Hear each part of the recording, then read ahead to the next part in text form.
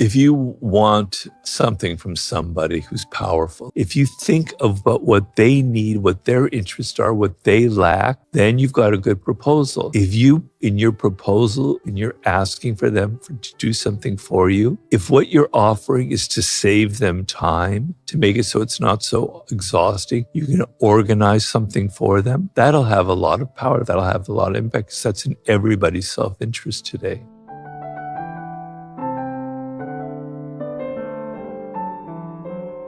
Law 40, despise the free lunch. That's one of my favorites. Yeah. My friends call me Barter Simpson. I've talked about it before. I barter a lot of things and do free both ways. It's something that I need to stop. So I guess let's just start with, why is free so often the most expensive mistake in business? Well, I tell you, a lot of times, so people often want to work for me. They offer their services. They say, Robert, you don't need to pay me. Okay, I'll work for free. All right. And the idea is nothing ever comes free in this world. Nobody ever gives you something free. Now, there is an exception to that. Your mother probably loved you. Not always, probably loved you, not expecting anything in return, but usually, even mothers do expect something in return. So even their love is not often totally free. But nobody gives you anything for free. They're wanting something in return. And it's a trick where they're thinking that if they offer their services for free, you're going to go, okay, that's great. And you're not going to pay attention to the fact that they're after something else from you, right? And so it's always better to pay people and pay them well for their services. So if you're generous with your money, if you show that you're not niggly, you're not a powerful person, feels confident in their wealth, feels confident in their resources, feel confident in the time that they have. And so they give that generously to other people. Being tight with your money, not wanting to pay your employees well, is a terrible, terrible quality, and it will bite you in the end. So I always tell you, maybe you don't give them credit for everything. Maybe you keep them a little bit on their toes, but you pay them well, right? You treat them well. They feel comfortable. They have food. They have an apartment. They have living expenses, okay? And you don't want to make them feel insecure about that. So being cheap with your money is very, very dangerous. It's a signal of weakness, okay? But on the other hand, when people are offering their services, they come to you saying, I want it for free, I say, forget about that. There's a ploy there. They're after something. But if somebody comes to you and says, Robert, I really want to work for you. I think I could be a really great researcher, and this is what I'm worth. And then you see that they have some experience and you try them out and you pay them, that's going to be a good relationship moving forward, right? In short, you need skin in the game for team building, for partnerships, for anything. Yeah, that's a good way of putting it. I'm going to remember that. Does it ever make sense to give away something free strategically or never? Give me an example. You're a brand owner and you believe in your product so much. And let's just say you're a mass market product. You say, hey, I'm going to give you this t-shirt for free. Oh, well, people are doing that all the time. That's a brilliant marketing tool. Yeah. So is this more from a human perspective?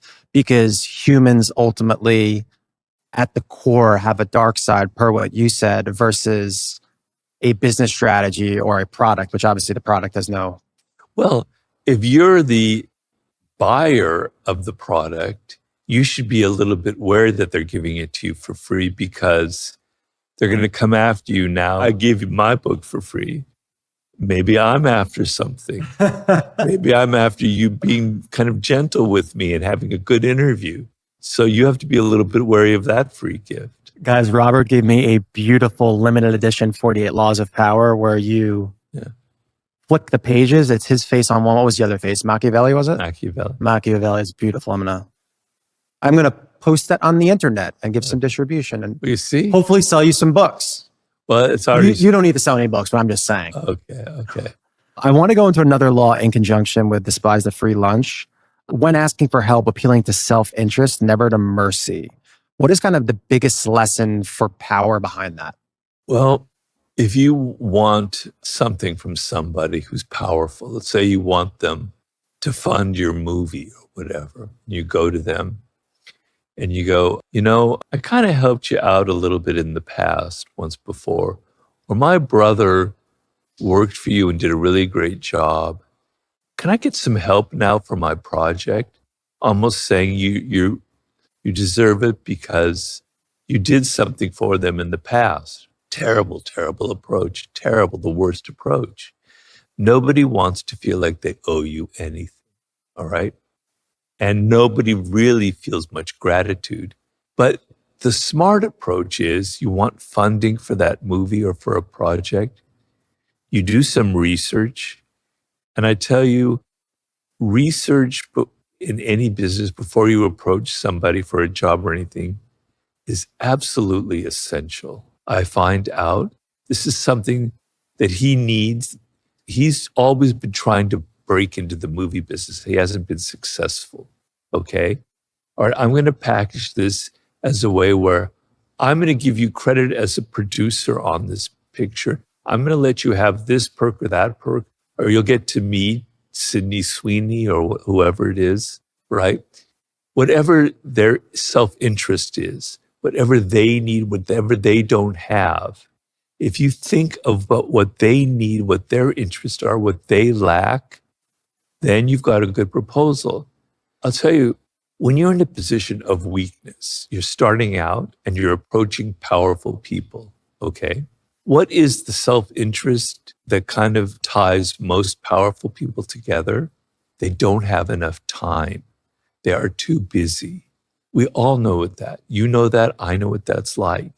Too many things going on. Too many people asking for favors. Too many projects. Too many things going on. Never have enough time. If you, in your proposal, and you're asking for them to do something for you, if what you're offering is to save them time, to make it so it's not so exhausting, you can organize something for them, that'll have a lot of power. That'll have a lot of impact because that's in everybody's self-interest today. I would say save time and attention. Those are the two kind of biggest things that people want. And what's really interesting about what you just said, when you are going and appealing to somebody's self-interest, as the asker, you have the ability to control the unit economics where your ask could be pennies on a dollar for what I actually want. Case in point, an example is, you mentioned that I'd want to be in a movie. You want $2 million from me?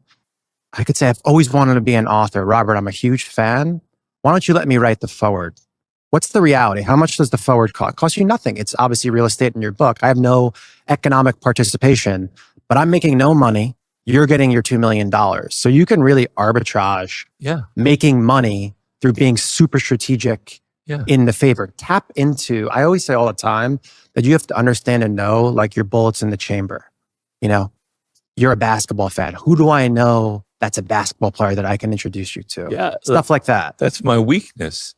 If you wanted me to give it, you had some asks from me and you said, Robert, I can introduce you to Kobe Bryant when he was still alive or whomever, I'd be eating out of your hand. I'm telling y'all right now, bro, when y'all find someone that love y'all, make sure you cherish them no matter who it is. Someone I didn't cherish was my ex. I know that sounds crazy, but she really loved me, bro. She really loved me. I think no girl will ever love me like I do. You're not them. You're not them. You gotta be you. And they're not you, bro. Blindly grind at whatever you want to do. Like, just do it. You gotta blindly grind. Don't go in with too much expectations. People always tell you set goals, but take it day by day. You just gotta grind blindly for the love of it. Just do it as consistent as possible. The most important thing, I'm gonna tell you the most important thing. You have to really, really, really, really believe in yourself. I don't give a fuck if a thinks you're trash. I don't care about none of that. I was not always the most confident person, but now I really believe I can do anything if I set my mind to it. Not believe, I know I can. Bro, you gotta really have that confidence. If you want to get there, you do. Hey, bro.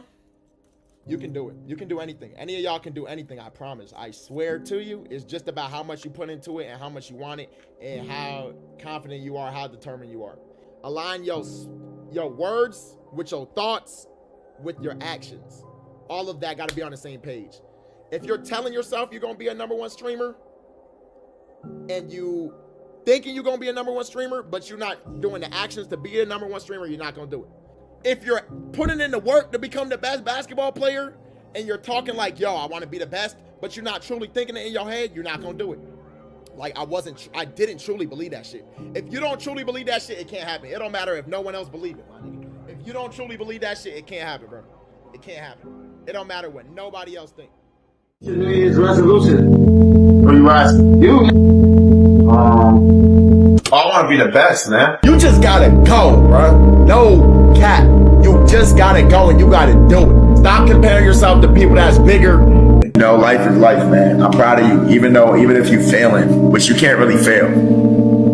Failing is a mindset. Gotta keep going, bro. It is what it is, man. Easier said than done, but you gotta push through it. Don't let yourself be sad about some shit for too long, yo.